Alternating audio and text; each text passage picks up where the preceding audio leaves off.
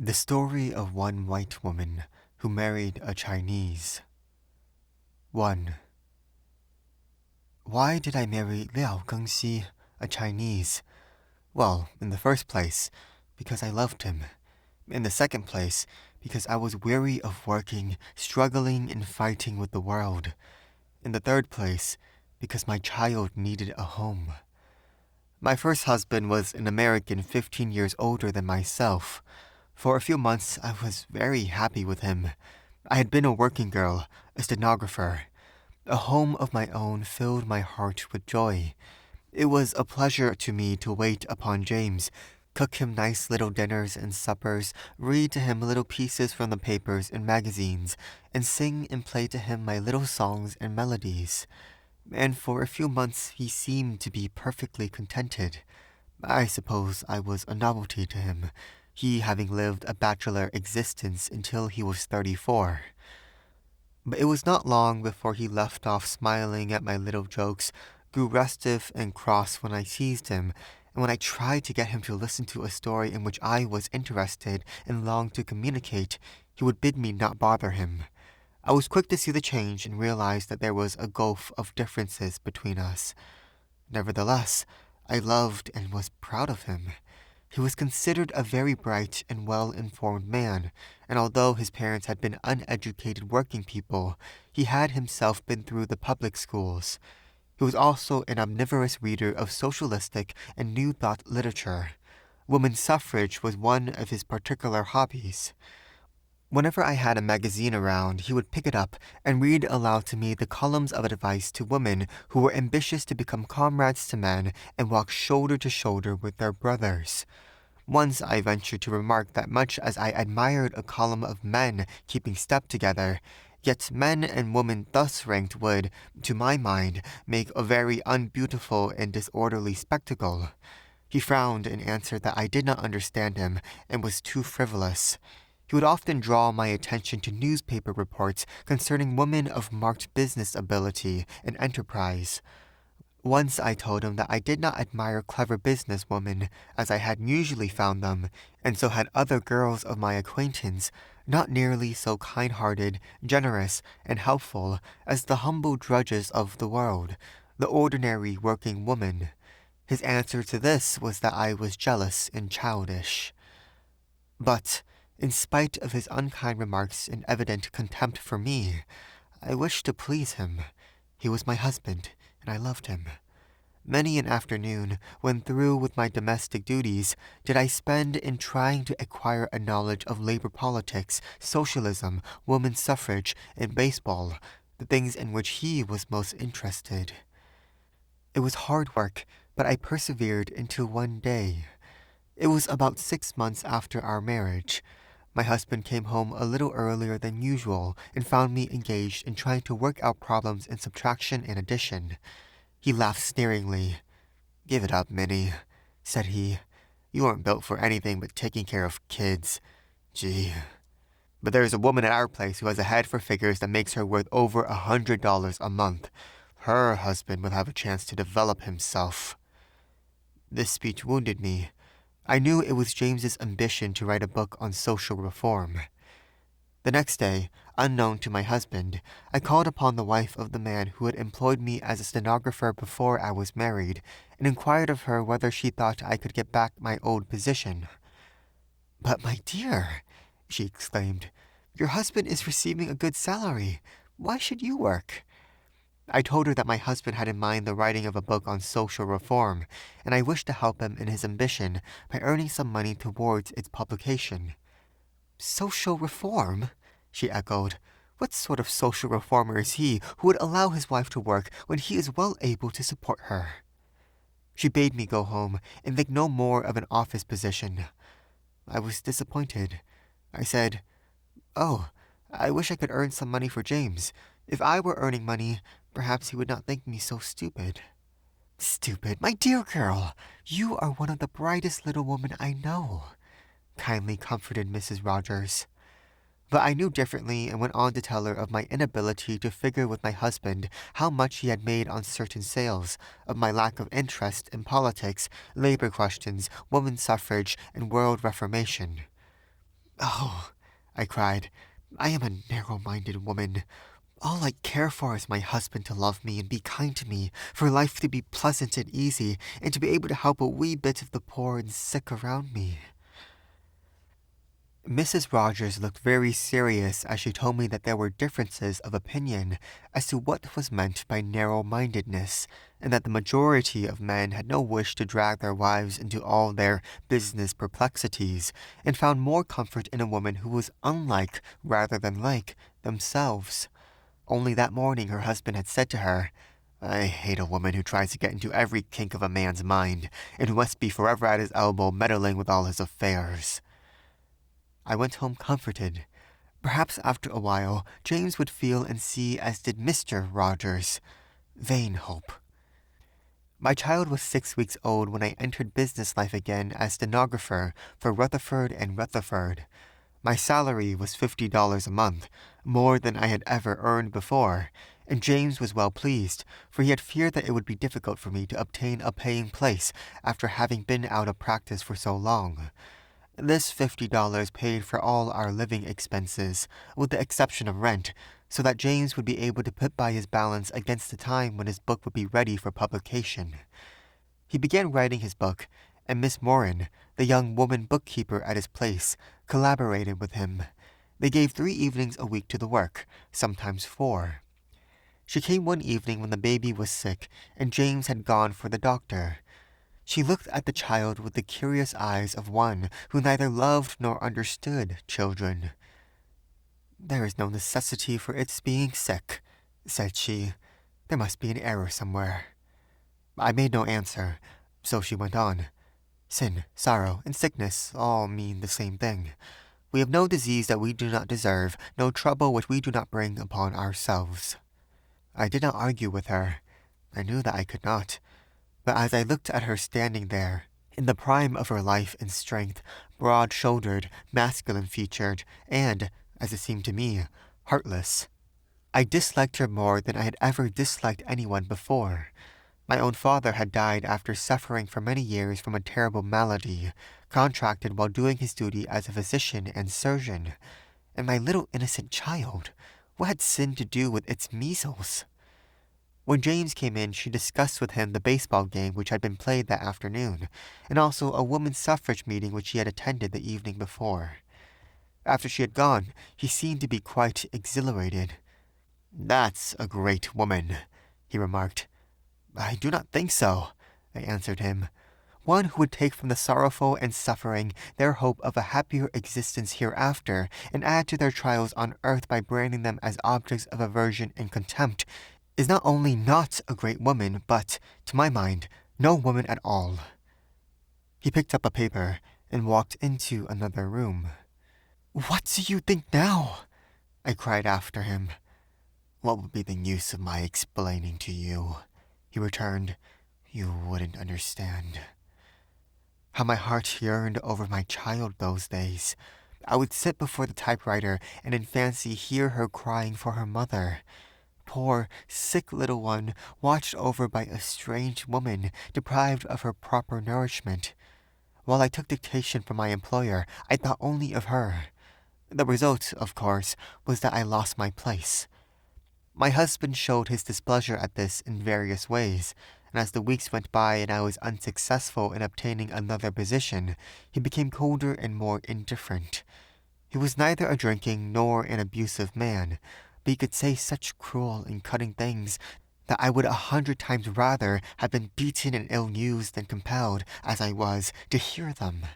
He even made me feel it a disgrace to be a woman and a mother. Once he said to me, "If you had ambition of the right sort, you would have perfected yourself in your stenography so that you could have taken cases in court. There's a little fortune in that business." I was acquainted with a woman stenographer who reported divorce cases and who had described to me the work, so I answered, "I would rather die of hunger, my baby in my arms, than report divorce proceedings under the eyes of men in a courthouse." "Other women, as good as you, have done and are doing it," he retorted. "Other women, perhaps better than I, have done and are doing it," I replied. "But all women are not alike. I am not that kind." "That's so," said he. Well, they are the kind who are up to date. You are behind the times. One evening, I left James and Miss Moran engaged with their work and went across the street to see a sick friend. When I returned, I let myself into the house very softly for fear of awakening the baby whom I had left sleeping. As I stood in the hall, I heard my husband's voice in the sitting room. This is what he was saying. I am a lonely man. There is no companionship between me and my wife. Nonsense, answered Miss Moran, as I thought a little impatiently. Look over this paragraph, please, and tell me if you do not think it would be well to have it follow after the one ending with the words ultimate concord in place of that beginning with these great principles. I cannot settle my mind upon the work tonight, said James in a sort of thick, tired voice. I want to talk to you, to win your sympathy, your love. I heard a chair pushed back. I knew Miss Moran had arisen. Good night, I heard her say. Much as I would like to see this work accomplished, I shall come no more. But, my God, you cannot throw the thing up at this late date. I can, and I will. Let me pass, sir. If there were no millstone around my neck, you would not say sir in that tone of voice. The next I heard was a heavy fall. Miss Moran had knocked my big husband down. I pushed open the door. Miss Moran, cool and collected, was pulling on her gloves. James was struggling to his feet. Oh, Mrs. Carson, exclaimed the farmer. Your husband fell over the stool. Wasn't it stupid of him? James, of course, got his divorce 6 months after I deserted him. He did not ask for the child, and I was allowed to keep it. 2. I was on my way to the waterfront, the baby in my arms. I was walking quickly, for my state of mind was such that I could have borne twice my burden and not have felt it.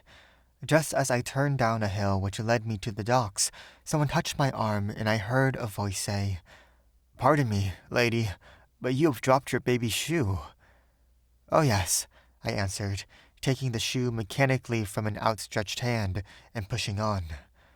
I could hear the waves lapping against the pier when the voice again fell upon my ear. If you go any further, lady, you will fall into the water. My answer was a step forward.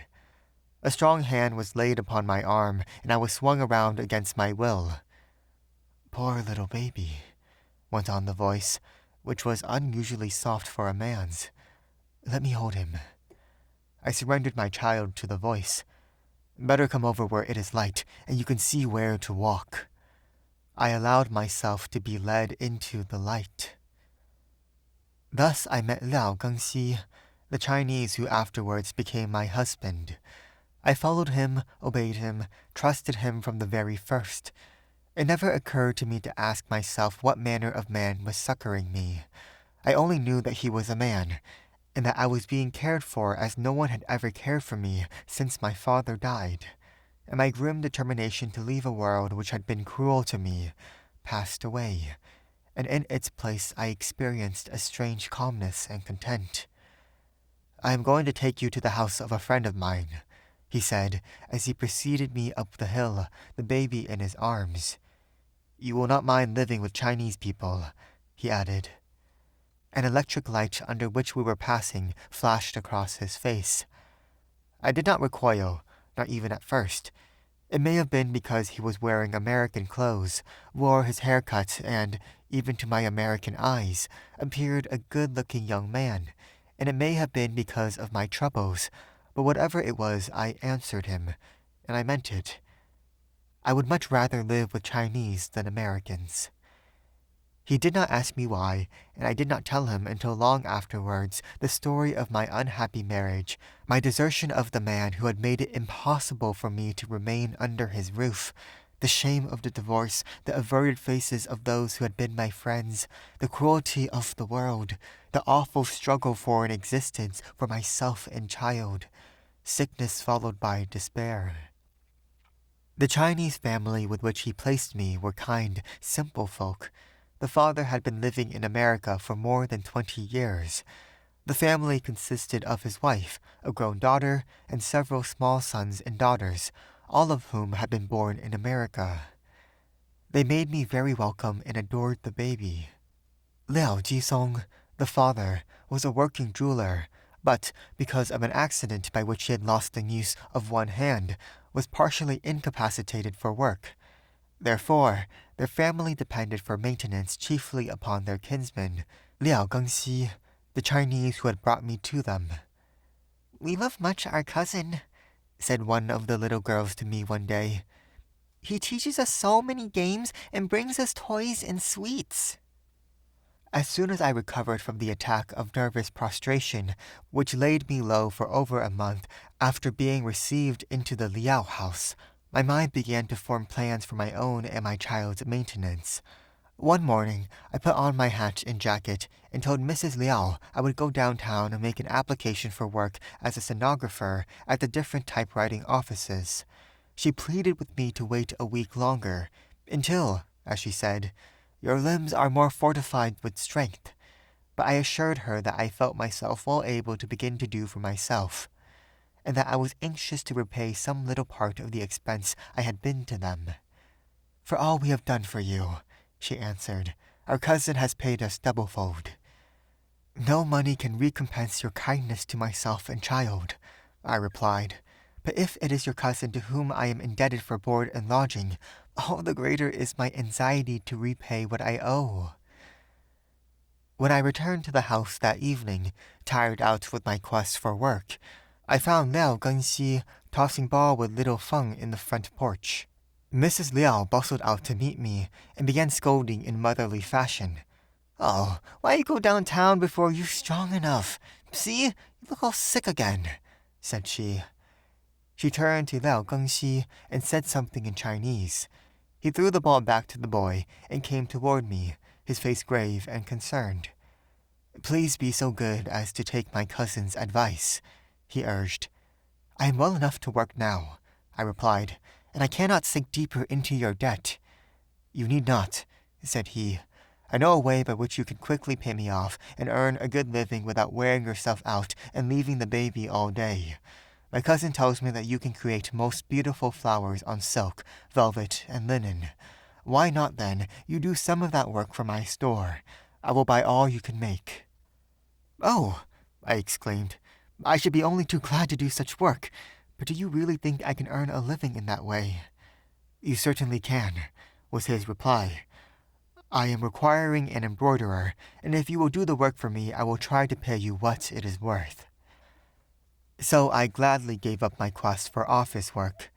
I lived in the Liao Jisong house and worked for Liao Gengxi. The days, weeks, and months passed peacefully and happily.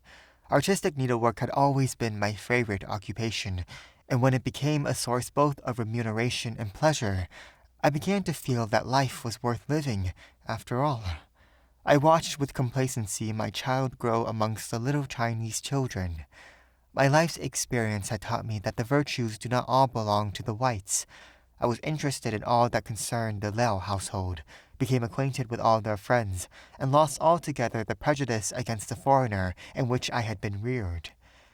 I had been living thus more than a year, when, one afternoon as I was walking home from Liao Gengxi's store on Kearney Street, a parcel of silks and floss under my arm, and my little girl trudging by my side, I came face to face with James Carson. "Well, now," said he, planting himself in front of me, "you are looking pretty well. How are you making out?" I caught up my child and pushed past him without a word. When I reached the Liao house, I was trembling in every limb, so great was my dislike and fear of the man who had been my husband. About a week later, a letter came to the house addressed to me. It read, 204 Buchanan Street. Dear Minnie, if you are willing to forget the past and make up, I am too. I was surprised to see you the other day, prettier than ever, and much more of a woman. Let me know your mind at an earlier date. Your affectionate husband, James. I ignored this letter, but a heavy fear oppressed me. Liao Gengxi, who called the evening of the day I received it, remarked as he arose to greet me that I was looking troubled, and hoped that it was not the embroidery flowers.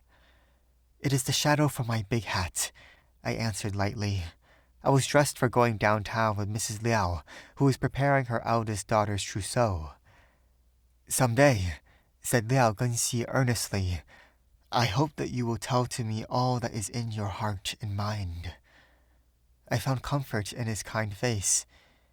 If you will wait until I return, I will tell you all tonight, I answered. Strange as it may seem, although I had known Liao Genxi now for more than a year, I had had little talk alone with him. And all he knew about me was what he had learned from Mrs. Liao, namely, that I was a divorced woman who, when saved from self-destruction, was homeless and starving. That night, however, after hearing my story, he asked me to be his wife. He said, I love you and would protect you from all trouble. Your child shall be as my own. I replied, I appreciate your love and kindness, but I cannot answer you just yet. Be my friend for a little while longer. Do you have for me the love feeling? He asked. I do not know, I answered truthfully. Another letter came. It was written in a different spirit from the first and contained a threat about the child. There seemed but one course open to me. That was to leave my Chinese friends. I did. With much sorrow and regret, I bade them goodbye and took lodgings in a part of the city far removed from the outskirts of Chinatown, where my home had been with the Liaos. My little girl pined for her Chinese playmates, and I myself felt strange and lonely. But I knew that if I wished to keep my child, I could no longer remain with my friends. I still continued working for Liao Gengxi and carried my embroidery to his store in the evening after the little one had been put to sleep. He usually escorted me back, but never asked to be allowed, and I never invited him to visit me or even enter the house. I was a young woman and alone, and what I had suffered from scandal since I had left James Carson had made me wise. It was a cold, wet evening in November when he accosted me once again. I had run over to a delicatessen store at the corner of the block where I lived. As I stepped out, his burly figure loomed up in the gloom before me. I started back with a little cry, but he grasped my arm and held it. Walk beside me quietly if you do not wish to attract attention, said he. And my God, if you do, I will take the kid tonight. You dare not, I answered. You have no right to her whatever. She is my child, and I have supported her for the last 2 years alone. Alone. What will the judges say when I tell them about the Chinaman? What will the judges say? I echoed. What can they say? Is there any disgrace in working for a Chinese merchant and receiving pay for my labor? And walking in the evening with him, and living for over a year in a house for which he paid the rent. Ha! His laugh was low and sneering. He had evidently been making enquiries concerning the Liao family, and also watching me for some time. How a woman can loathe and hate the man she has once loved. We were nearing my lodgings. Perhaps the child had awakened and was crying for me. I would not, however, have entered the house had he not stopped at the door and pushed it open. Lead the way upstairs, said he. I want to see the kid. You shall not, I cried. In my desperation, I wrenched myself from his grasp and faced him, blocking the stairs. If you use violence, I declared, the lodgers will come to my assistance. They know me. He released my arm. Bah, said he.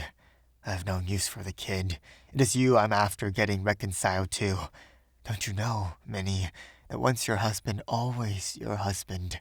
Since I saw you the other day on the street, I have been more in love with you than ever before. Suppose we forget all and begin over again. Though the tone of his voice had softened, my fear of him grew greater. I would have fled up the stairs had he not again laid his hand on my arm. Answer me, girl, said he.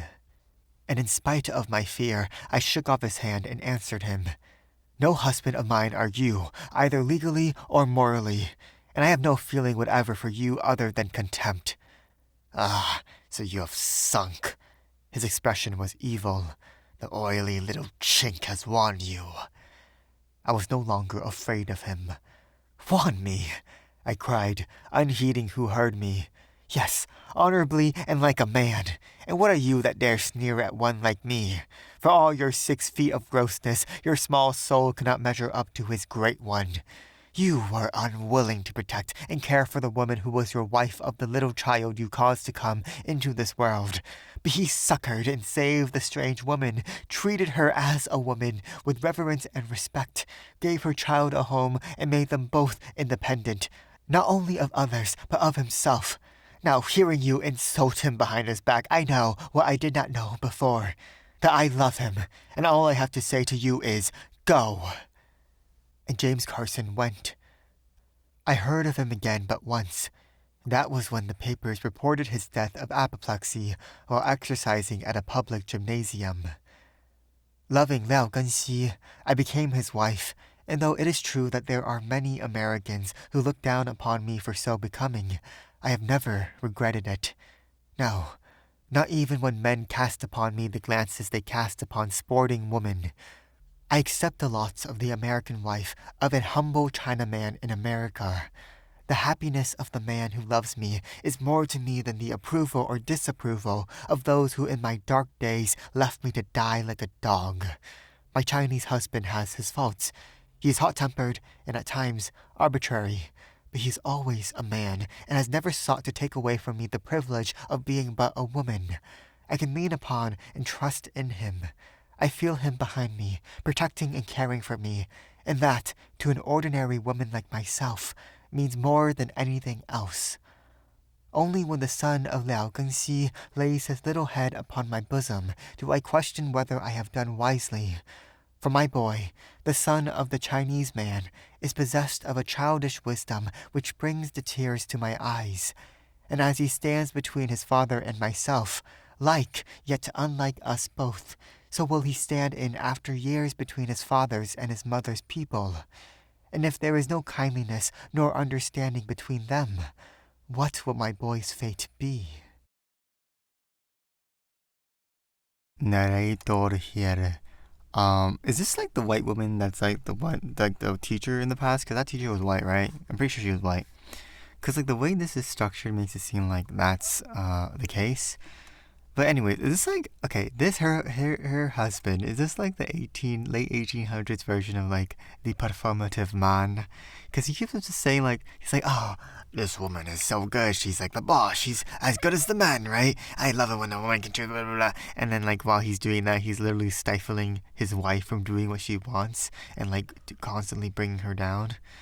Also, this is like so legally blonde gooded, right?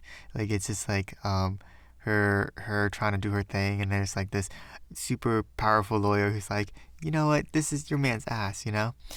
But you know, I'm so glad that she got out of there like right after finding out he was trying to cheat on her. Also, this man has got absolutely no game, and you know, we kind of knew that because he's a bachelor. And you know, some bachelors later, or you know, some people are bachelors later in life, and they still got game. But this man was a bachelor because he got no game. He definitely wanted some. He did no game.